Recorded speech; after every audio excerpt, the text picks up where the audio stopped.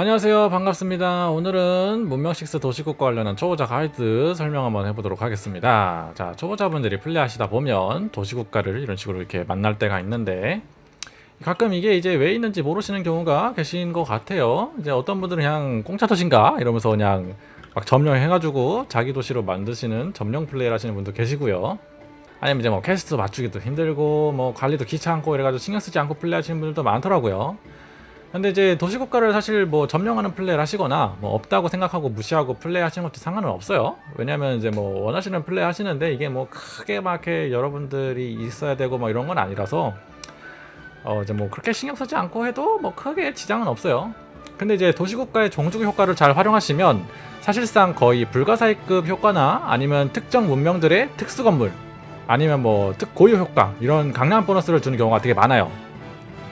근데 이런 종주국 보너스는 또 한 도시국가뿐만 아니라 이제 여러 도시국가 종주국 보너스를 챙겨 먹을 수가 있거든요.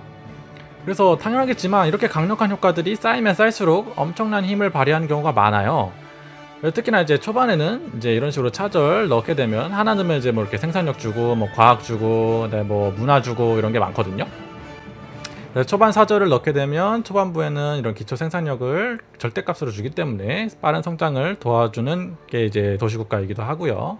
그다음에 중후반부터는 이제 보통 고변산이라고 하거든요. 이제 퍼센트 현상 같은 게 많이 들어가기 때문에 내가 가진 기초 자원의 어떤 곱하기 연산으로 더 추가해서 뻥튀기해서 주는 경우가 되게 많습니다.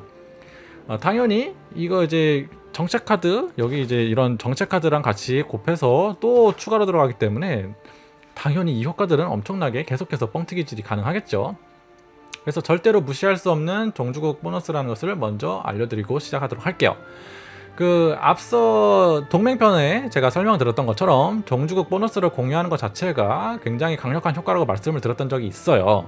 경제동맹 3레벨 보너스에 들어갈 정도로 종주국 효과는 되게 좋습니다. 여기 지금 얘가 아마 종주국 경제동맹이죠. 보시면은 이게 경제동맹 3레벨 보너스로 종주국 특유 보너스를 동맹국과 공유한다고 이게 3레벨에 들어가 있는데, 자, 이게 왜 3레벨에 들어가 있을까요? 3레벨에 들어가 있는 이유가 굉장히 이 효과가 좋기 때문에 들어가 있겠죠, 당연히. 근데 이제 플레이를 하시다 보면 체감적으로 이게 막 확 와닿는 게 없어요. 그래서 그런 이 도시국가에 대한 중요성을 좀 알기가 어려운 게 맞는 것 같아요. 왜냐하면 이게 체감적으로 안 와닿거든요.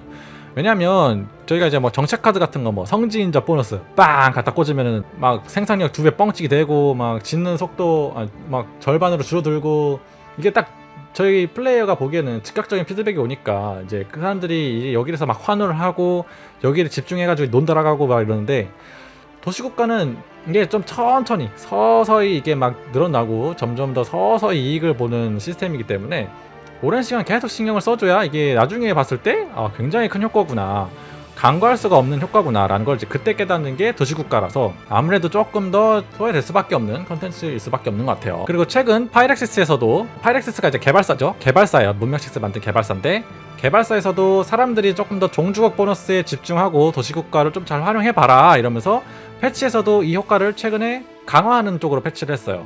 그래서 오늘은 도시국가의 몇 가지 효과들을 한번 살펴보고요. 그 다음에 사절 관리는 어떻게 해야 되는 거고 어떻게 해야 얻을 수 있고 이 수치를 늘리고 줄이는지 한번 알아보도록 할게요. 자, 일단 종주국을 만들려면 제일 먼저 필요한 게 사절이죠. 그래서 일단 이 사절을 얻는 방법을 알려드리도록 할게요. 이 도시국가 탭을 눌러서 우측 상단에 보시면 우호도 생성되는 쿨타임이 노출되고 있는데, 이 쿨타임이 만기가 될 때마다 정해진 사절량을 지급해줘요. 현재 사용 가능한 사절 수는 하나고, 이제 하나 저기 넣었다 뺄 수 있다 할 수 있다는 얘기죠. 그리고 그다음에 우호도 134점당 획득 사절 3개를 준다는 얘기예요. 그러니까 이 쿨타임이 모두 찼을 때 사절을 3개 준다는 얘기고, 현재 우호도는 96점이고 턴당 우호도가 이제 16 플러스 16씩 찬다는 얘기죠. 저는 턴당 우호도가 플러스 16씩 진행도 게이지가 올라간다는 얘기예요. 이 정해진 사절량은 정부 형태 선택하는 목록창을 보시면 알 수 있어요. 여기 정부 탭에 가셔서 여기 우측에 보시면 써 있어요. 턴당 우호도를 7점씩 획득합니다. 그리고 200점이 되면 사절 3개를 획득합니다. 아까 전에 사절 3개를 받는 이유가 써 있죠? 예, 바로 정부 기본 정책 때문에 그런 거예요.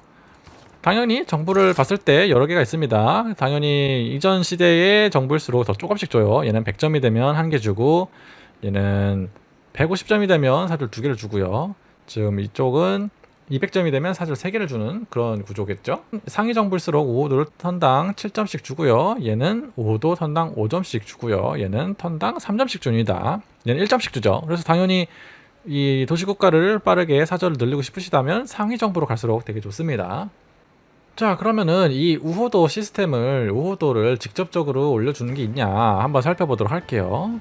이제 카리스마 외교랑 포함 외교 이 두 개의 정책 카드를 동시에 끼면 플러스 6이 더 붙습니다. 그래서 이제 기본 시스템보다 확실히 그게 이제 좀 더 빨리 모을 수 있긴 한데, 이제 우호도 시스템만으로 사절을 모으는 게 쉽지 않아요. 왜냐면은 여기에 영향을 줄 수 있는 거는 저 정책 카드 2개밖에 없습니다. 그래서 실질적으로 이 우호도 생산량 자체를 늘릴 수 없는 구조이기 때문에 사절을 직접적으로 획득하시는 게 좀 더 쉬운 선택지가 되실 수가 있습니다. 자, 그러면 사절을 직접적으로 얻는 방법은 도시국 퀘스트가 이렇게 있어요. 위대한 제독 영입하는 방법, 아니 뭐 위대한 음악가 영입하기. 위대한 음악가 영입 한번 해볼까요? 음악가 있죠? 이런 식으로 영입을 하고 나면 아까 카고 하나 있던 사절이 추가가 되면서 퀘스트가 사라졌죠. 이런 식으로 사절을 직접적으로 얻으실 수가 있어요. 아니면 이제 기술 문화, 여기 보시면 문화표를 보셨을 때 이런 표시 있는 거 있죠. 보상으로 사절 플러스 3 이런 정책 기술을 연구를 해가지고 여기에 대한 보상으로 지급해주는 경우가 보통이에요. 일반적으로는 이렇게 얻고 뭐 불가사의 효과 같은 걸로도 얻을 수 있어요. 뭐 예를 들어서 아파다나 이런 아파다나 같은 불가사의 같은 경우는 사절 플러스 1을 주죠. 예, 뭐 이런 걸 주기도 하고요. 사실 근데 보통 이런 거는 잘 안 짓죠. 왜냐면 타일 하나 낭비를 하니까. 근데 뭐 이런 식으로도 얻을 수 있고요. 아니면 이제 위인 같은 경우도 있어요. 위인의 보통 경제 위인 같은 거 보시면은 제가 영입한 위인 중에 사절 영입한 위인도 있죠. 이런 식으로도 또 얻을 수 있어요. 위인을 통해서. 아니면 이제 조지아 같은 문명 같은 경우는 이제 문명 고유 효과 중에 이제 그 도시국가 종교가 조지아 창시 종교랑 같으면 사절이 2배 되는 효과가 있는데, 이런 효과는 또 되게 좋은 효과죠. 이런 식으로 또 사절을 늘릴 수가 있어요. 뭐 청독의 아마니 외교관 있죠. 기본적으로 증거를 보시면 도시국가에 배치할 수 있는 사절 2개 하나 주고요. 그 다음에 마지막 최종 테크에서 사절이 2배 되는 효과도 있습니다. 이런 식으로 또 뻥튀기를 해서 사절을 유지하실 수가 있어요. 그래서 사실 사절 자체를 얻는 방식은 굉장히 많은 부분을 통해서 얻을 수 있기 때문에 이 부분은 이제 초보자분들이 플레이하시면서 확인해 보시면 될 것 같아요. 그리고 이제 아마 사절을 막 적극적으로 막 모아야지라고 안 하셔도 뭐 크게 하시다 보면 다 모여 있기 때문에 막 신경 써서 안 하셔도 사절은 막 이렇게 금방 모일 겁니다. 퀘스트만 좀 더 맞춰주시면 사절을 좀 더 빨리 모으실 수는 있을 거예요. 또 그렇게 운영을 하셔야 이제 기초적인 생산력이나 이제 뭐 각종 이제 여러 가지 컨텐츠 운영에 초점을 맞춰서 할 수 있기 때문에 약간 이제 보너스 형태로 가져가는 이익을 많이 보거든요. 그래서 처음부터 막 사절 종주국을 막 모아야지 막 이러면서 플레이하시기보다는요, 그냥 이제 약간 플레이하면서 사절이 있으면 막 이런 거 한번 올려주고 이렇게 막 이런 식으로 플레이를 하시면 쉽게 종주국을 만드실 수 있을 겁니다. 자, 그럼 반면에 다른 놈들의 사절을 줄일 수 있느냐 없느냐, 당연히 줄일 수가 있습니다. 지금 제가 추문 날조에다가 여기다가 이제 라파누이 넣어놨죠. 라파누이 한번 볼까요?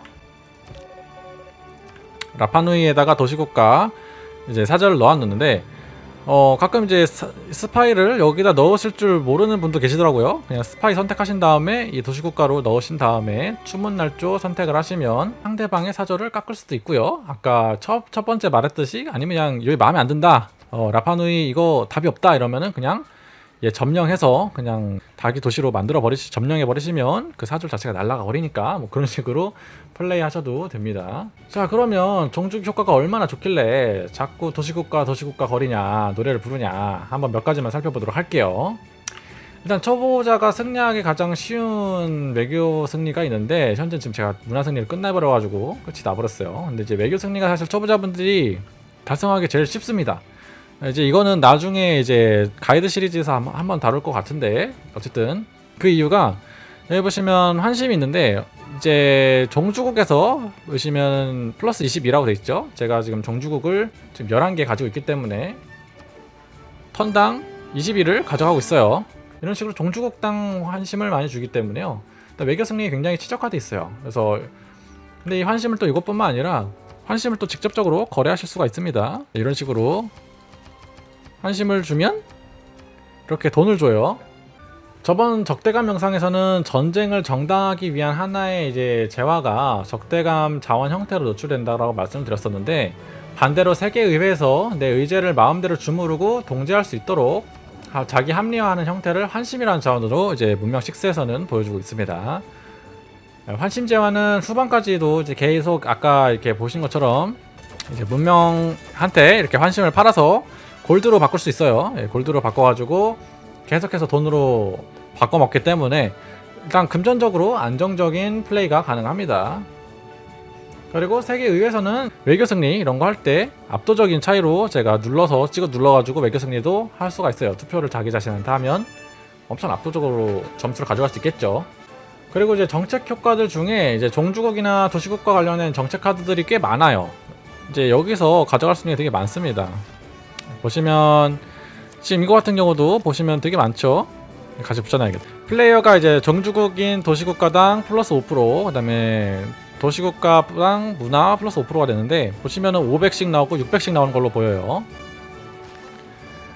마우스 올려보시면 플러스 55%가 붙어있죠. 저는 실질적으로 제가 기초 생산력이 591인데 거기에 55%가 붙어가지고 325가 붙는 거예요. 그래서 최종 916이 되는 거고요. 문화 같은 경우 턴당 문화가 굉장히 높죠. 기초 생산력에서 그 다음에 제가 도시국가당 또 이제 플러스 55%가 붙어가지고 407이 생산이 됩니다. 엄청난 수치가 산출이 되고 있는 거죠. 제가 만약에 조그만 소국가, 제대로 크지 못해가지고 약소국이라서 이제 기초 자원을 많이 얻지 못하더라도 이런 식으로 종주국 플레이를 통해가지고 페널티를 그냥 눌러버리고 역으로 역전해가지고 승리할 수 있는 게임과 경기도 많이 나와요. 도시국가를 활용해서. 그리고 이제 또 직접적인 또 이유가 있죠. 도시국가의 종주국 효과를 한번 살펴봅시다. 지금 제가 먹은 종주국 효과는 뭐 여러 가지가 있는데 뭐 좀 대표적인 거 살펴볼게요. 일단은 제네바 뭐 이런 애들 플레이어가 전쟁 중이 아닐 때 플러스 과학 15%를 공짜로 줍니다. 그냥 아무 이유 없이 전쟁만 안 하면 플러스 15%를 주는 거예요. 되게 큰 효과죠. 뭐 이런 거 전쟁하시는 분들은 뭐 근접 또는 대기병 유닛 이런 공격을 도시 성벽에 온전한 피해를 주도록 피해를 입히는 역할을 하죠. 이런 효과도 되게 좋습니다. 엄청 좋죠?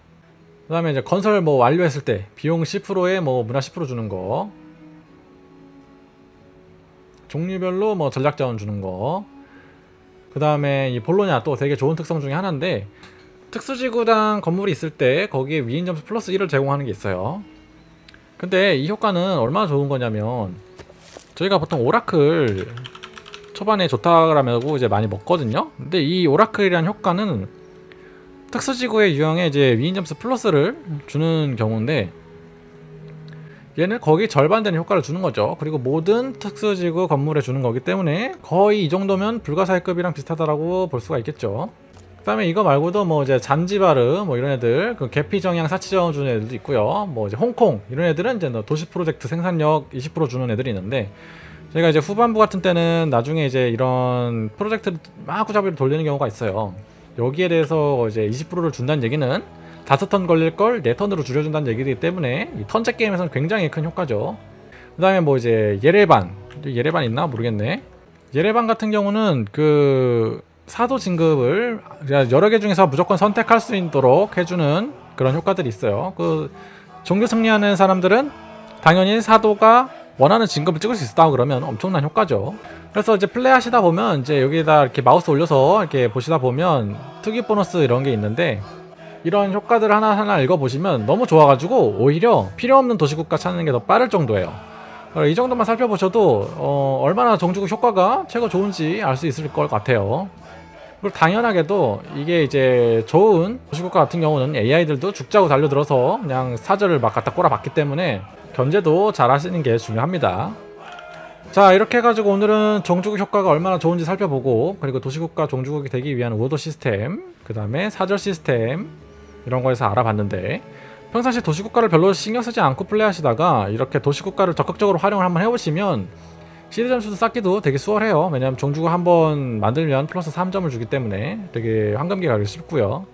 그 다음에 게임 자체가 전체적으로 되게 좀 잘 풀리는 걸 볼 수 있을 거예요. 여러분도 종주국 플레이 한번 해보시고 즐거운 문명6 되시길 바라면서 다음 시간에 또 계속 이어서 가이드 시리즈 찍어보도록 하겠습니다. 감사합니다.